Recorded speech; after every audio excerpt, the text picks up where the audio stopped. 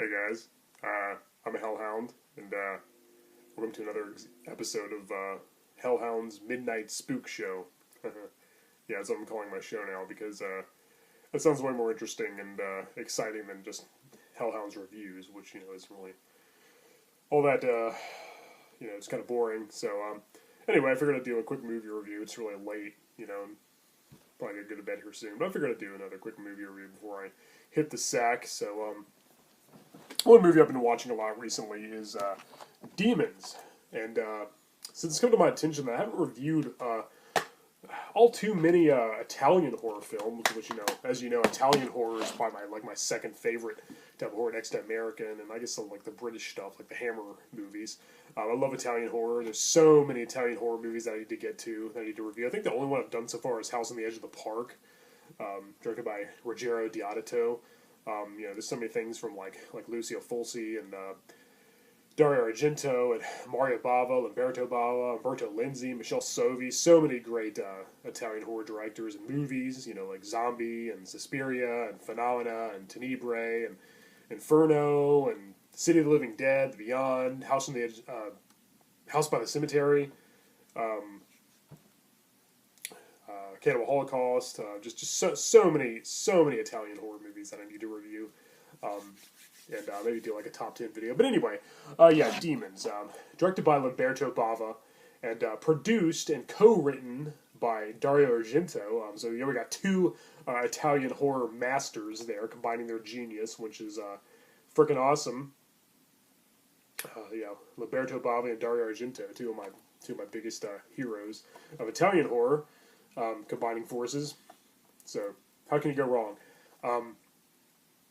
This is one of my all-time favorite Italian horror films. Right there with Zombie, Lucio Fulci's Zombie, and all the rest of them I just mentioned.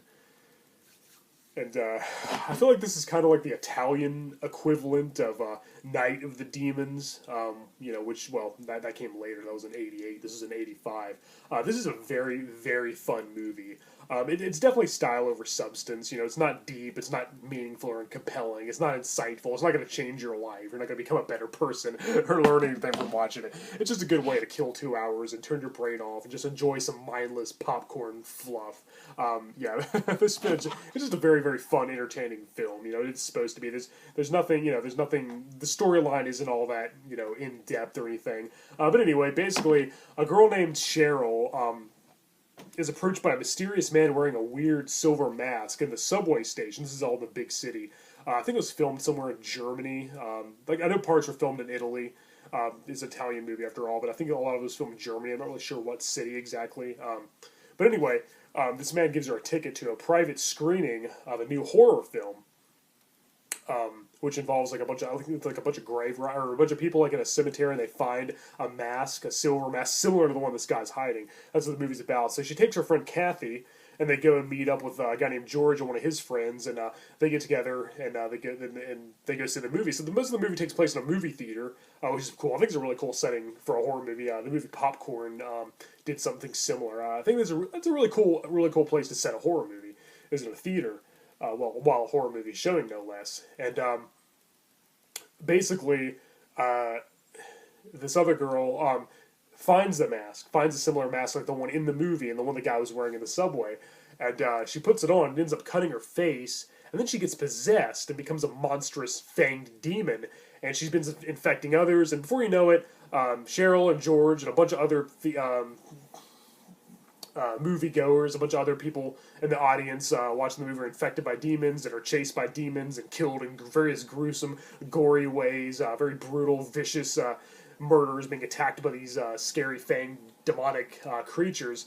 And there's also a guy, a pimp, named Tony, and his two prostitutes, played by Bobby Rhodes. I believe that's the actor's name, Bobby Rhodes. If I have that wrong, don't quote me on that.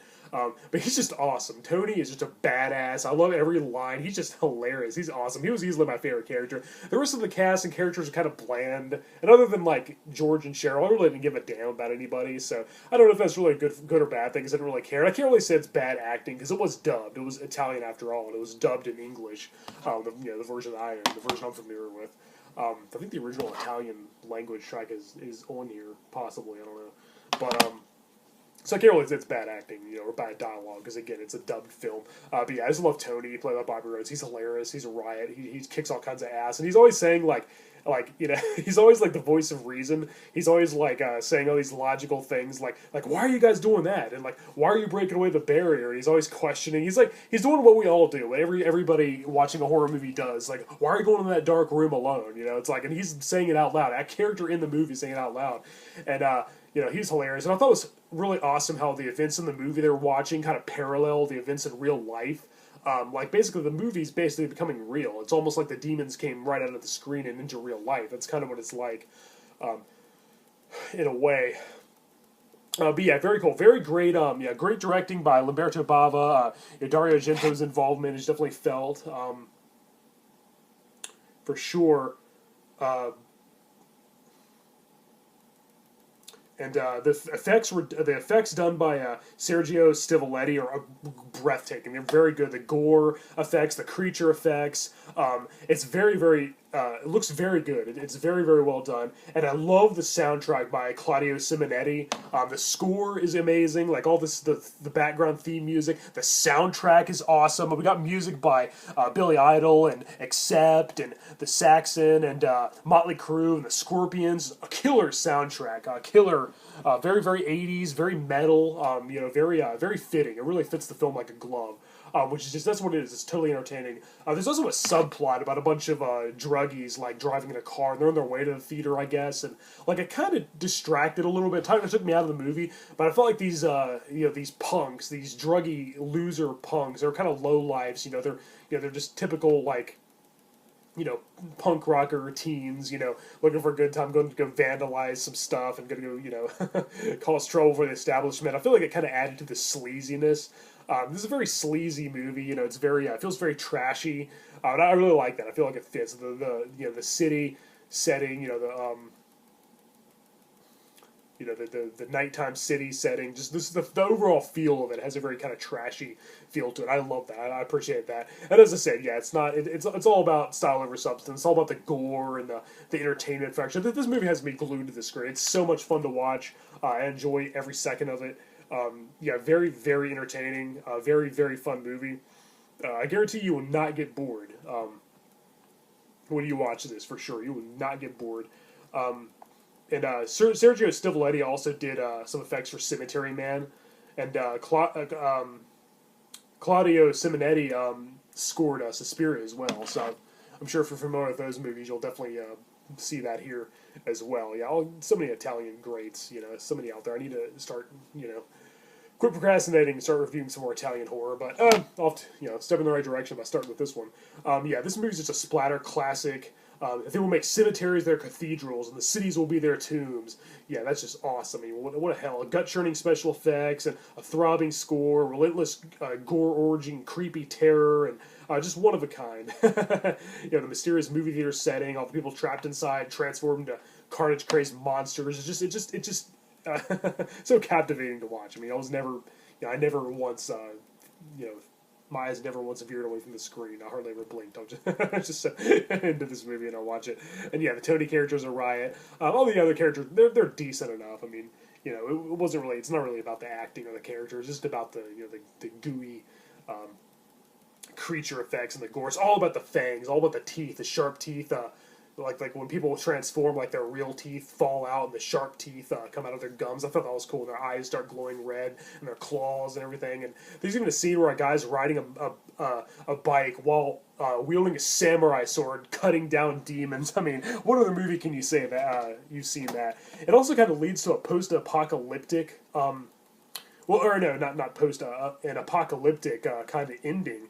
So it seems like these demons have been infecting others and it's spreading throughout from city to city, and it's like kind of bringing about the end of the world. Unfortunately, there is a sequel, and they kind of ignore that ending. And there's also another shocking surprise twist at the end, very similar to Night of the Living Dead. I won't give it away, I guess, but I was pretty shocked when I saw it. I was like, wow, they went there, because the credits were rolling and everything. The credits started rolling, and then the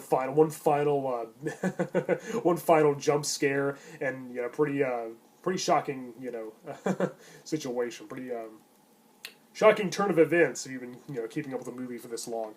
I didn't see that coming. Definitely kept me on my toes with that one. Yeah, the movie that they're watching in the theater is really cool looking. It looks like something I would watch as well. Um, yeah, just everything. Yeah, everything's done right here. And again, it's not like a deep, compelling movie that is going to change your life. It's just a fun way to kill 2 hours and invite some friends over, have a party, put demons in. You know you're in for a good time. You're going to have a blast watching this movie because it's a slam bang gore fest. um, and Lamberto Bava is a genius. Dario Argento is a genius. Definitely see Demons. You won't regret it. You'll be glad you did. I highly recommend it. I give it about 8 out of 10. For what it is, I give it an 8 out of 10. I think it's a very fun movie. Very groovy time. Now, it was followed by a sequel, Demons 2, also directed by Lamberto Bava, and I believe produced by Dario Argento, and who might also wrote it. Now, this sequel is... I don't know. It for one thing, it ignores the shocking ending of the first movie where it kind of led seemed like it was going to lead to the end of the world, have an apocalyptic thing going on with the demons taking over everywhere. I don't know. This movie kind of suggested it was all taken care of, which I don't buy that. This one's This one's definitely an inferior sequel. It's still pretty good, still pretty fun. Definitely a splatter fest once again. Great effects, great monsters. Great kills, great gore. But I didn't think this one was quite as entertaining. I thought I was a little bored here and there. The lead character, I can't remember her name. She's insufferable. Bobby Rhodes returns, not as Tony, but a different character named Hank. But he's very similar. This time he's like a gym trainer. He's like training people. He's at the gym. They're lifting weights. He's like an instructor, I think, playing a very similar role. He talks just like he did in the first movie. And he has the same presence. And he was the highlight of this movie too. He was my favorite character in this one too. He was just awesome. Even a young Asia Argento is in this movie when she was a little girl, which is pretty cool. I don't know. Yeah, this is during the golden age of 80s Italian splatter, so it says on the back. Unleashing their flood of demonic carnage once again. The demons have returned. Yeah, it's definitely an inferior sequel. It's still pretty good. It kind of feels like a watered down rehash. It's not in a movie theater this time. This time it's in a high rise apartment building. I'd still recommend it. I'd still say if you've seen the first one, you enjoy it, see this one. It's kind of more of the same. It's still very fun. I feel like it just kind of plays it too safe. It doesn't go any different directions. A lot of the characters were insufferable and very irritating. Especially that annoying lead girl who's just like a spoiled brat telling everybody to get out during her birthday party. And I don't know, it just doesn't seem as entertaining as the first one. The setting and the effects weren't quite as good. It had the exact same team behind it, So I don't know. I'd still say it's all right. I'd give it about a 6 out of 10. I'd still say it's pretty good, just not nearly as good as the first one. But I'd still say check it out. If you like the first movie, go ahead and check it out anyway. Just know that you're not going to have as good a time you did in the first one. No, you are watching an inferior follow-up that wasn't all that it could have been. But again, you'll still enjoy it. It's still a fun way to kill 2 hours, and you'll still have fun watching it. You still have a good time. And that's pretty much all it is. It's still pretty creepy and has some pretty good, really fun, scary moments. Now, there was a Demons 3. It's called Black Demons here in America. I've never seen it. I think Umberto Lindsay might have directed it, if I'm not mistaken. I don't know. There's all kinds of unofficial sequels. Even some people even say that Cemetery Man, directed by Michel Sauvé, was a sequel somehow. But I have heard that The Church, also directed by Michel Sauvé, he also did Ghost House, is an unofficial sequel. This is considered Demons 3 by many. But it does have kind of a similar premise. It's in a church. This one's a little more serious than the two Demons movies. I don't really know if I'd call it a follow-up. It doesn't really, have much of a connection, really. They're not really... They're a little more like Wraith-like phantom entities than demons this time. It's a little different. I don't know. But I do recommend this movie. It's still pretty fun. I think it's a good time. As I said, it's a little more serious, maybe a little more grounded than Demons 1 and 2, but I think you'd still enjoy it. I'd still recommend it. But anyway, yeah, check out Demons. If you really love it, if you have a great time with this movie, which I'm sure you will, also check out Demons 2, knowing that you're going to be in for more of the same, but still a relatively good time.